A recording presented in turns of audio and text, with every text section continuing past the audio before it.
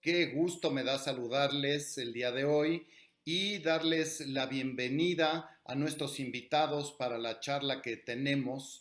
Es Juan Arturo Brennan y Edgardo Carone. Bienvenidos los dos. Gracias. Buenas Gracias. tardes. Buenas Soy tardes. Enrique Barrios, director artístico de la Orquesta Sinfónica del Instituto Politécnico Nacional, y hoy estamos presentándoles un concierto maravilloso, como todos los que les presentamos. Pero bueno, el concierto inicia con la obertura Semiramis de Rossini. Después tenemos como solista de este gran concierto de Bach para violín a Edgardo Carone, quien además es principal de los violines segundos de la Orquesta Sinfónica del Instituto Politécnico Nacional. Y en la segunda parte, la Sexta Sinfonía Patética de Tchaikovsky. Pues bien, comentemos sobre este programa. Si nos hicieras favor, Juan Arturo, de comenzar con tus comentarios siempre interesantes. Es interesante notar mm, algo que ocurre no solamente en el caso de Rossini, sino de muchos otros compositores, que circulan con relativa frecuencia sus oberturas de ópera en las salas de concierto, y son oberturas de óperas que nunca se ponen en escena. Entonces son como trozos truncos de obras mayores que por alguna razón no trascendieron tanto como otras. Y lo menciono porque hay excepciones. La obertura de las bodas de Fígaro de Mozart aparece a cada rato en las salas de concierto y la ópera se pone con mucha frecuencia. Entonces hay esa dicotomía que es bien interesante porque nos podría mover una reflexión en el sentido de qué oberturas de ópera subsisten en la sala de conciertos y las óperas en los escenarios de ópera, y qué oberturas subsisten en la sala de conciertos, pero las óperas no se ponen casi nunca. Semiramis, digamos que no está del todo olvidada, pero no es una de las óperas de Rossini que más se ponen en escena. Y yo tengo una teoría de por qué, a ver si están de acuerdo, Enrique, Edgardo. Es que como a Rossini lo admiramos sobre todo por la parte ligera de su espíritu, sus óperas bufas, sus óperas cómicas, que esas sí circulan con bastante frecuencia, como que le tenemos miedo al Rossini serio. Y quizá no tengo los números, nunca los tendré, los números estadísticos precisos, pero creo que se ponen con mucha menos frecuencia en todas partes del mundo las óperas serias de Rossini que sus óperas un poco más ligeras.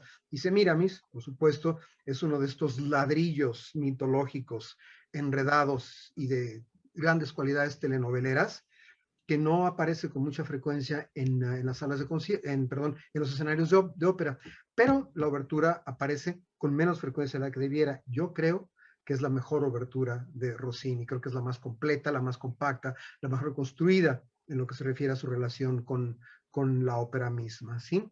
Entonces, muy probablemente muchos de los melómanos que disfrutan de esta obertura, que es muy disfrutable, que es una obertura realmente hermosa, conocen poco de la ópera misma y probablemente ninguno la haya visto en vivo y pocos hayan escuchado una grabación o visto un video completo de la obertura Semiramis de Rossini.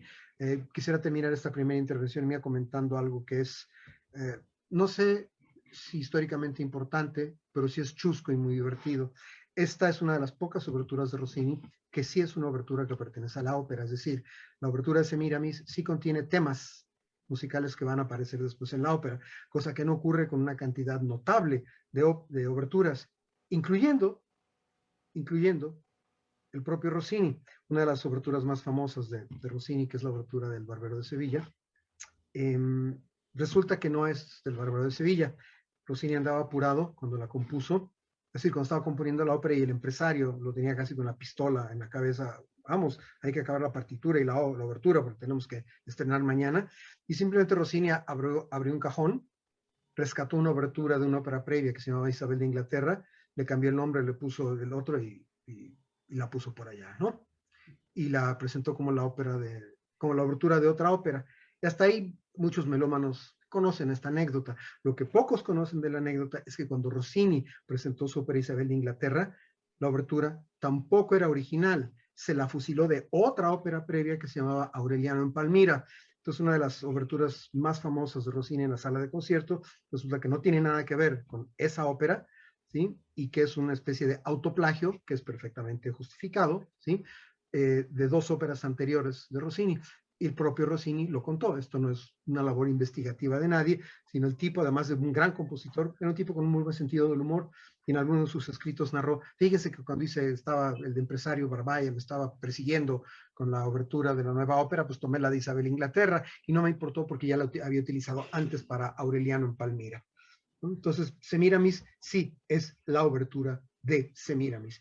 Y esto es interesante para quien escucha la ópera completa, porque después de la obertura irá reconociendo, si pone atención, temas y motivos y patrones rítmicos y cuestiones armónicas que están en la obertura y que después Rossini retoma en la ópera. O más bien al revés, porque en general se compone la ópera, y no es que está terminada la ópera, se escribe la obertura tomando pedazos de aquí y de allá para armar un discurso musical que sea coherente con el resto de la obra. Eso es divertido, pero sobre todo lo que tiene de interesante el asunto es que es una de las mejores, si no es que la mejor obertura operística de Rossini. Coincido contigo, Juan Arturo, me encanta esta obertura y la verdad es que me gusta muchísimo Rossini, a pesar de que él es un compositor tardío en cuanto a estilo. Recordemos que mientras Rossini estaba componiendo todas estas obras en estilo muy clásico, Beethoven estaba componiendo las sinfonías románticas, había ya todo el movimiento romántico en boga. Pero bueno, Así vayamos es. a la segunda obra. Edgardo Carone, solista, coméntanos de este gran concierto y que pues se trabajó con la orquesta y tú mismo con rasgos de estilo interpretativo de la música barroca. Sí, pues fue hace un par de años, 2018, cuando tuve el placer de tocar este concierto bajo su batuta, maestro. Y, ¿Y qué le puedo decir de este concierto? Pues es de los tres que hay conocidos de Bach, y el Mi mayor, y creo que es el menos tocado de los tres que hay, de el La menor, el Mi mayor y el para dos violines de Re menor. Y este concierto lo trabajan muchos estudiantes, pero como usted comenta, a la hora del estilo, creo que sí es muy distinto la perspectiva de estudiante como la perspectiva del estilo de otra investigación y no de una cuestión técnica. Edgardo Carone hace una gran ejecución y gran interpretación de este precioso concierto. Y para concluir el programa tenemos la Sexta Sinfonía Patética de Tchaikovsky, que es una verdadera delicia, pero a la vez es una obra tristísima, fúnebre.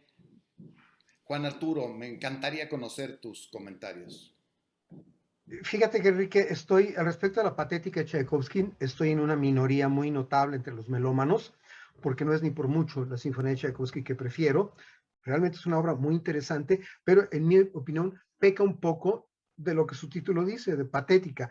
Hay algunas voces disidentes por ahí que dicen, de manera un poco chusca, que Tchaikovsky debió haberle puesto, o nosotros debíamos ponerle más que patética, abyecta, porque todo este sufrimiento y todo este azotarse y sufrir con la música y además decirlo con palabras a priori, vuelve un poco confuso el aprecio real de esta obra, que musicalmente tiene muchísimos aciertos.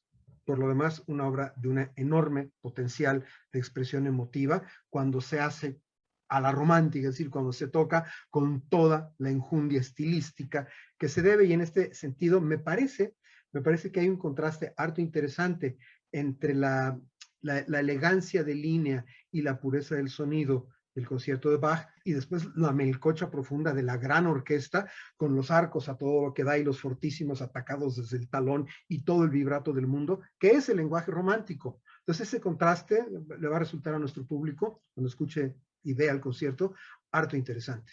Y quisiera pedir a Edgardo Carone comentarios con respecto a todo esto. Claro que sí, maestro.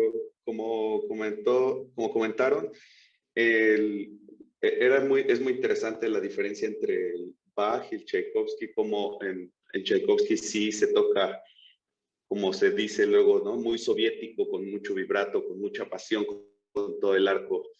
Y en Bach no se puede tocar así porque no es la misma época, no son los mismos instrumentos.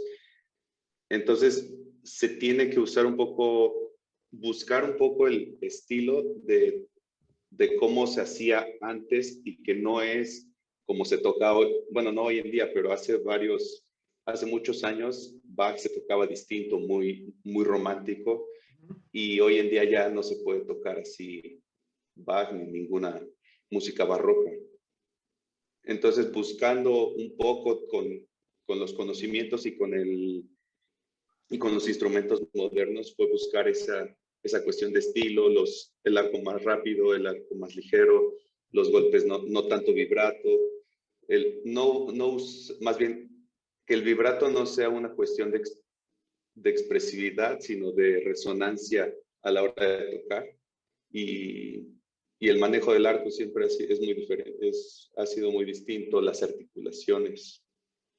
Entonces fue lo que buscamos en los ensayos y creo que se logró bastante bien. Muy bien, muchísimas gracias, Edgardo. Pues bien, amigas y amigos, vamos a la música. Le agradezco muchísimo a Juan Arturo Brennan y también a Edgardo Carone. Gracias por esto. Si quieren un comentario último de despedida. Yo sí quisiera hacer un comentario en el sentido de que este es un concierto muy atractivo por varias razones. A, por la calidad de la música involucrada, que es lo que importa, pero también por una razón que muchos miembros del público van a notar, que es un concierto de formato 100% tradicional.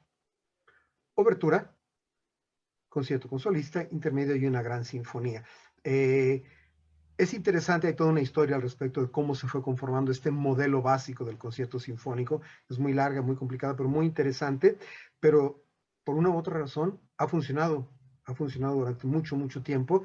Y, en fin, el que esté constituido así el concierto es interesante per se, pero insisto, lo más interesante es que Rossini, Bach y Tchaikovsky forman una de las muchas tripletas que, como dicen por ahí, no tienen desperdicio, no tienen pierde. Así que es un concierto realmente muy atractivo por lo que hemos platicado aquí y por todo aquello que el público ha de descubrir al escuchar estas obras. Amigas, amigos, quiero recordarles que van a encontrar en la transmisión un código QR. Les pido que acerquen la cámara de su celular a este código QR y bajen el programa de mano para que ustedes puedan ir leyendo información con respecto a las obras, currículum del solista, también semblanza de la orquesta. Por cierto, van a poder leer ahí en ese programa de mano las notas de Juan Arturo Brennan, quien es toda una institución en este tema. Muchas gracias a los dos invitados y pues les pedimos y les invitamos a que sigan con nosotros todos los sábados a las 2 de la tarde. Disfruten. Gracias. Gracias, un placer.